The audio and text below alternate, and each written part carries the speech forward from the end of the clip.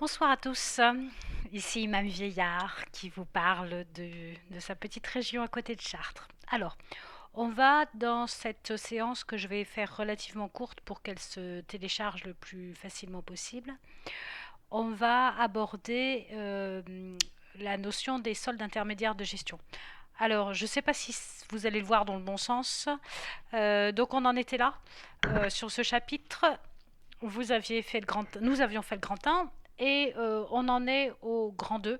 Hein, avec ces deux parties que nous allons voir dans un premier temps, la notion de l'analyse des résultats. Alors, on a vu qu'effectivement, on avait des documents qui nous permettaient d'avoir plein d'informations sur la situation économique, la situation de production de l'entreprise et puis également sa sécurité financière, sa santé financière. Et maintenant, il s'agit de savoir ce qu'on va faire de tout cet argent, puisqu'on a vu qu'on brassait des sous, qu'il y avait des sous qui étaient dans le compte de résultat, qu'il y avait des sous qui étaient sur la banque. Qu'est-ce qu'on fait de tout ça, de tout cet argent? Qu'est-ce qu'on en fait? Alors, ce qu'il faut prendre en considération.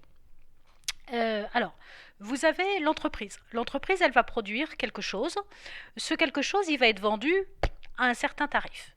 Toute la vente, ça va créer des rentrées d'argent, certes. Mais l'entreprise, elle a dû dépenser combien de ressources pour, euh, pour pouvoir produire tout ça. C'est-à-dire que elle a des prêts bancaires, elle a des capitaux propres qu'elle a investis là-dedans, elle a la force de travail, elle a des fournisseurs, des matières premières, tout ça, qu'est-ce que ça devient?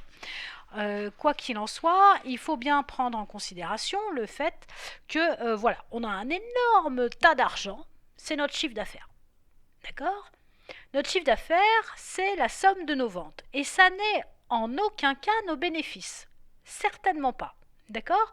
Parce que on le voit, de notre chiffre d'affaires, il y a de l'argent qui va de cette grosse cagnotte qu'on a, qu'on disait dans le temps, il ne faut pas confondre tiroir caisse et bénéfices. Les commerçants, quand le soir, des boulangers par exemple, moi j'avais des copains boulangers, je bossais avec eux quand je ramenais le tiroir caisse le soir, c'était impressionnant tous les billets qu'il pouvait y avoir. Mais tous ces billets, ça va servir à régler les salariés, à régler, payer les emprunts qu'on a. On va pouvoir également payer nos fournisseurs, régler nos taxes. Enfin bref, il y a plein d'argent qui finalement vont partir. C'est un peu comme vos parents, ils ont leur salaire, mais si c'était que de l'argent de poche, ce serait le bonheur. D'accord? Donc il y a plein de choses qui vont se greffer, s'étioler, si vous voulez, s'enlever de ce chiffre d'affaires pour arriver à ce qu'on appellerait réellement le bénéfice. Alors, donc vous allez mettre grand B, s'il vous plaît, les soldes intermédiaires de gestion. D'accord?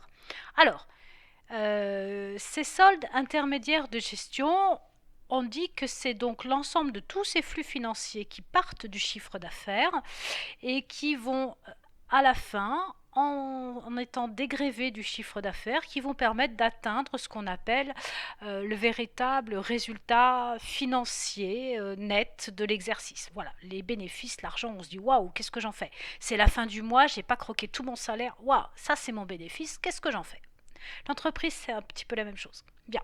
Alors, on dit qu'il y a 3 soldes intermédiaires de gestion principaux. Il y a la marge commerciale. Vous ferez stop pour réécrire. Il y a la marge commerciale, il y a la valeur ajoutée, on en a déjà parlé de la valeur ajoutée, on la retrouve, on fait le lien avec le cours d'éco. Et puis il y a ce qu'on appelle EBE, excédent brut d'exploitation. Ça, c'est les 3 premiers, c'est les 3 qu'on va aborder parce qu'ils sont relativement simples à comprendre. Il y en a 3 autres qui nous permettent après d'arriver, le troisième c'est le résultat net, le bénéfice réel, mais ceux-là ils sont complexes, on ne les verra pas. Je n'ai pas envie de vous prendre la tête avec ça.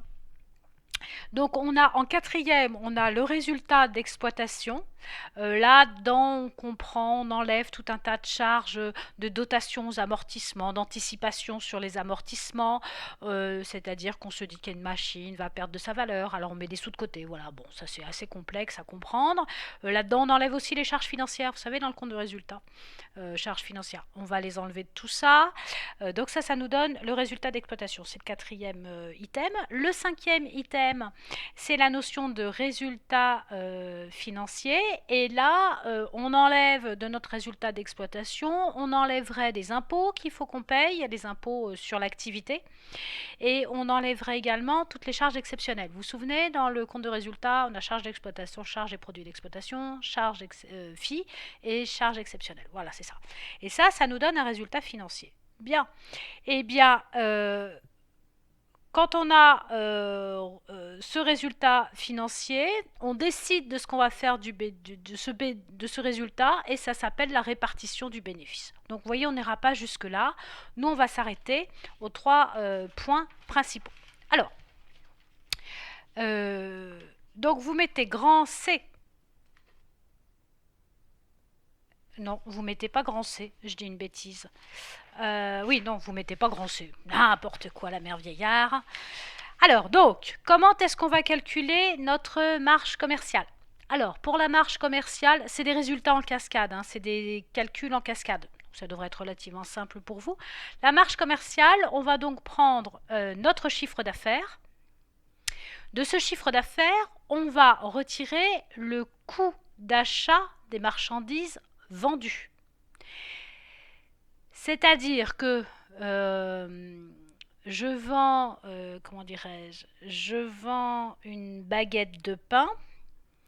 J'ai acheté un certain nombre de choses pour vendre ma baguette de pain. Eh bien, je retire tout cela et ça va me faire ma marge commerciale. D'accord? Alors, je viens de vous dire une bêtise. La baguette de pain, c'est pas le bon plan. La marge commerciale, ça se calcule uniquement dans des entreprises qui ont ce qu'on appelle une activité de pur commerce et pas de production. Donc par exemple, j'ai une boutique de chaussettes.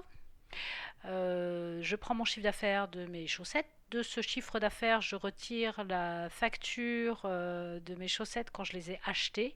Et ça va me donner ma marge commerciale. D'accord? Donc la marge commerciale, c'est mon chiffre d'affaires moins le coût d'achat des marchandises vendues quand j'ai acheté ces marchandises prêtes à vendre. D'accord? Carrefour, par exemple, il dégage une marge commerciale. Votre artisan boulanger, lui, il n'a pas de marge commerciale puisqu'il ne fait pas... il a une activité qu'on va qualifier d'industrielle. J'espère que j'ai été claire là-dessus. Bien.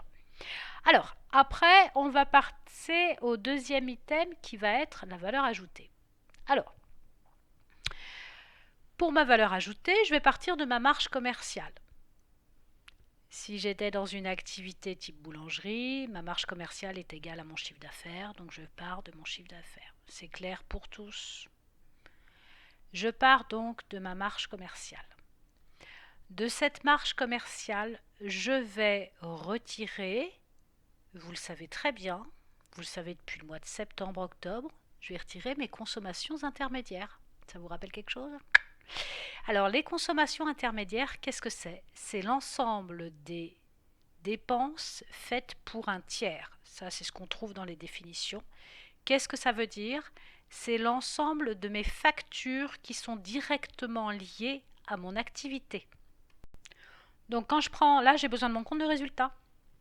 Et j'enlève tout ce qui est facturation dans mes charges d'exploitation. Alors, attention, tout ce qui est une facture. D'accord? Quand je paye mon personnel, j'ai pas de facture. Donc ça rentre pas là-dedans. Quand je paye mes impôts, j'ai pas de facture. Ça rentre pas là-dedans.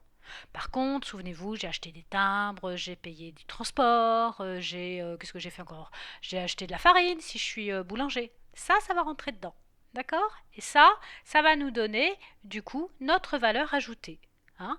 Le chiffre d'affaires moins les consommations intermédiaires, ça donne la valeur ajoutée. Là, vous n'apprenez rien, vous faites juste le lien avec ce que vous avez vu au mois de septembre-octobre. Simplement, vous découvrez où est-ce qu'on trouve ces fameuses consommations intermédiaires. Donc, tout ce qui est du cycle de production et qui génère une facture. Et ça va me donner ma valeur ajoutée. Bien, on y est presque. De ma valeur ajoutée, je vais retirer toutes mes charges de personnel. Donc aussi bien mes impôts, n'importe quoi, aussi bien mes salaires que mes cotisations sociales. Je pense que vous avez bien compris que quand je reçois ma paye à la fin du mois, j'ai ce qu'on appelle mon salaire net. Là-dessus, on m'a à la base enlevé de l'argent. C'est la part des cotisations sociales salariales que mon patron va donner en mon nom à l'URSSAF. Et au-dessus de la valeur de mon brut, en gros, il y a des cotisations sociales patronales. Donc en gros, quand moi je reçois 70 centimes, il y a 30 centimes qui m'ont été retirés, que j'ai versés, et il y a 1 euro que le patron verse à l'URSSAF. L'URSSAF va récupérer 1,30 €. En gros, c'est de cet ordre-là. Donc, de ma valeur ajoutée, j'enlève tous mes salaires, toutes mes charges sociales, d'accord, je les ai dans mon compte, dans mes charges d'exploitation, tous mes impôts, hein, donc ma TVA, les impôts, taxes professionnelles, tout sauf les impôts sur le résultat d'activité. Et ça va me donner mon fameux excédent brut d'exploitation. Alors, là, je vous propose d'arrêter cette vidéo et je vous laisse faire l'exercice que vous avez eu en lien par Internet, bien sûr par Internet, par messagerie. Et là-dessus, vous allez pouvoir faire la fin de l'exercice puisqu'il y avait un EBE à travailler, me semble-t-il. Voilà, à bientôt.